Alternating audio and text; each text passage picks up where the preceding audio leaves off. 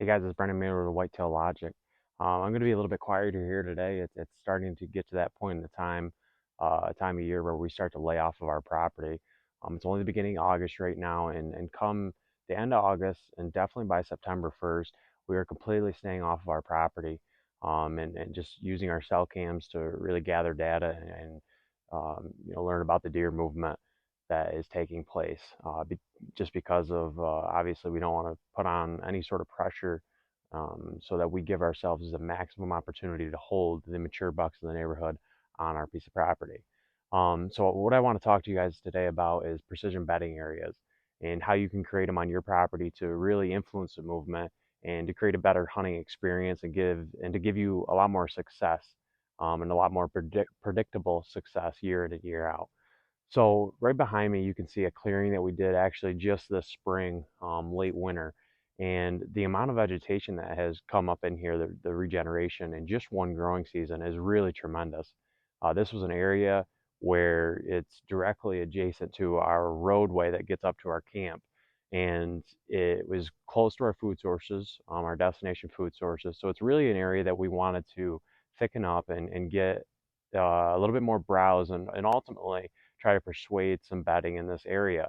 The nearest bedding closest to our destination food sources was really a couple hundred yards away before we put this in here. So we're really trying to promote bedding closer to the food.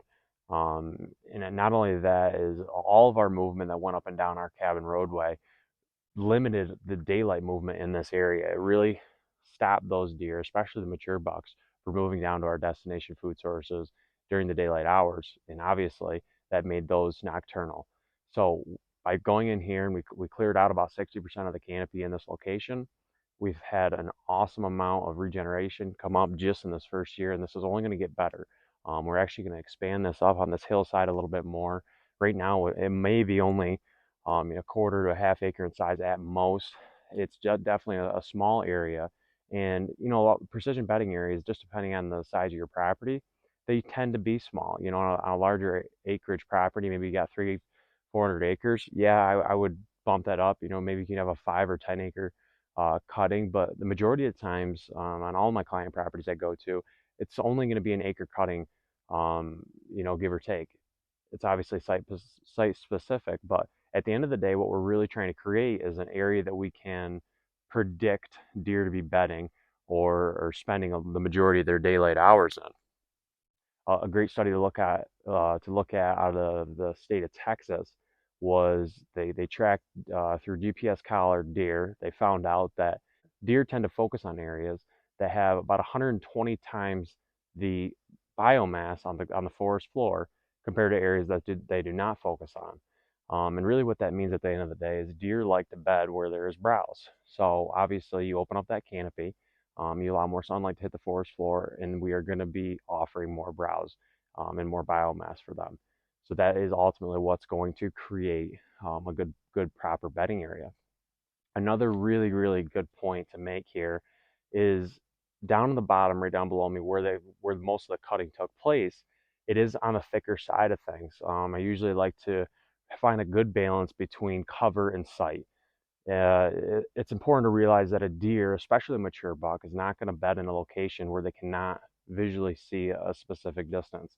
Just depending on your area and your local habitat, that's going to change. If they're used to, let's say, a big wood setting, they're going to want to be able to see a little bit further than a deer that is, used to an ag region where there's not a lot of cover.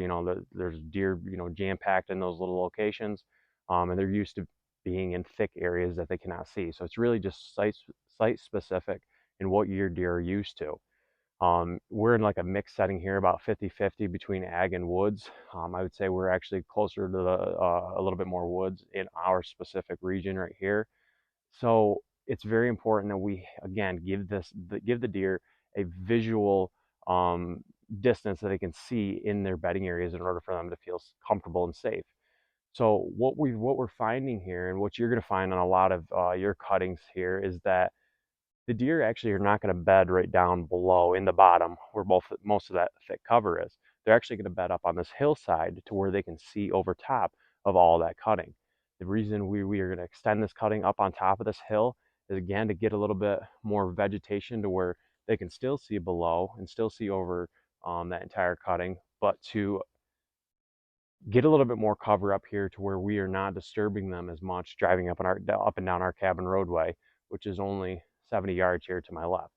So by adding this cover up through this hill, again, we're blocking the visual sight this way, but the deer are still going to be able to see up and down this hill and still feel comfortable using this area. And, at the end of the day, it's very important that you can focus on improving your forest for your deer herd. A lot of people, a lot of landowners, including ourselves, how we started out was by planting food plots. That's the number one thing you could do to increase your hunting success and increase the quality of your deer herd. Uh, Through many years of experience and research, that's obviously not the case. You could have actually a much bigger impact improving improving the forest and actually managing sunlight rather than trying to manage a food plot. This is a lot more predictable than a food plot out in the middle of a field. This is sustainable. This is even during a drought. I don't care what kind of year you're going to have. You're going to have some sort of regeneration, some sort of growth coming up on this forest floor that's going to offer high quality deer food for your deer herd. So this is much easier to go about. It is really cost effective. In this entire area behind me, you might have 4 or 5 tanks of gas and a chainsaw. And if you do the math on that, it's very, very cheap. Yes, it's labor intensive, but at the end of the day, this is going to have the greatest impact on your deer herd and your hunting success this fall. So again, focus on your woods, focus on what you can do to improve the overall biomass and the overall food that you're offering your deer herd. As far as managing what types of species of plants that are coming up in these areas, that's something that I do obviously after cutting.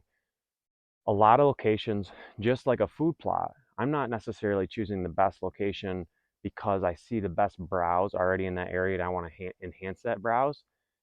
Good browse can be put in poor locations. So it's very important that you're picking the proper location and then managing the browse after that to get what you want. Uh, I would much rather you're gonna hurt your property if you do not put these in the proper location. Location, location, location. That is absolutely everything. It has to be put in an area where you can move around it, not spook deer in it, and ultimately, direct their movement in ways where, again, it's huntable, and making sure that we're not spooking deer. That's really a number one priority. So locations is huge. After we do this cutting, we could definitely come in here and take out some of the invasives.